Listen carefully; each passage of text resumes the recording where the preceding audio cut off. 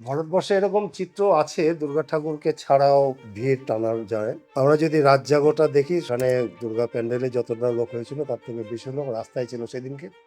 উনি যেটা প্রশ্ন করেছেন, ওরকম প্রশ্নটা এর আগেও বহু মানুষের মনে এসছে যে প্রতিমার থেকে প্যান্ডেলের গুরুত্বটা বেশি পাচ্ছে। দুর্গাপুজোর একটা ভিড়, একটা আবেগ, মানুষের একটা ওর প্রতি টান, প্রত্যেকের পরিবারের একটা ব্যাপার, এটা কাজ করে।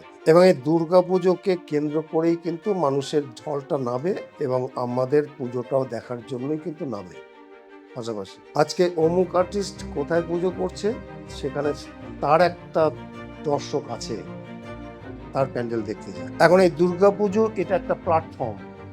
এই প্ল্যাটফর্মটা আমরা বহু বছর ধরে তিল তিল করে গড়ে তুলেছি। আজকে এই প্ল্যাটফর্মে দাঁড়িয়ে আমরা এক একটা সৃষ্টি করছি, সেই সৃষ্টিটা দেখে মানুষ মুগ্ধ হচ্ছে। যে মানুষের ঢল নামতো তার থেকে অনেক বেশি ঢল নামে প্রতিমা শুধু নয়, তার সৃষ্টি কর্ম দেখার জন্য। আপনি এই প্যান্ডেলের পাশাপাশি আরেকটা প্যান্ডেল যদি দেখেন, যে থিম পুজো নয়, অন্য পুজো করেছে পাশাপাশি, আপনি দেখুন তো সেখানে কটা লোক আছে, সেখানে ভিড় হয়েছে কটা।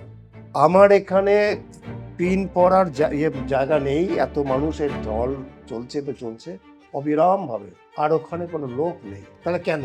এর পেছনে তার একটা কারণ আছে। কারণ হচ্ছে এখানে প্রতিমা দেখবো, প্লাস হচ্ছে নতুন কোনো সৃষ্টি দেখবো। এক এক বছরে এক এক রকমের নতুন নতুন কাজ দেখতে পাবো আমি, নতুন ভাবনা। এই আমরাও সমৃদ্ধ হব। সুতরাং ঢল নামছে মা দুর্গাকে যেমন কেন্দ্র করে, তেমনি শিল্পীদের নতুন সৃষ্টি দেখবো বলেও আসছে।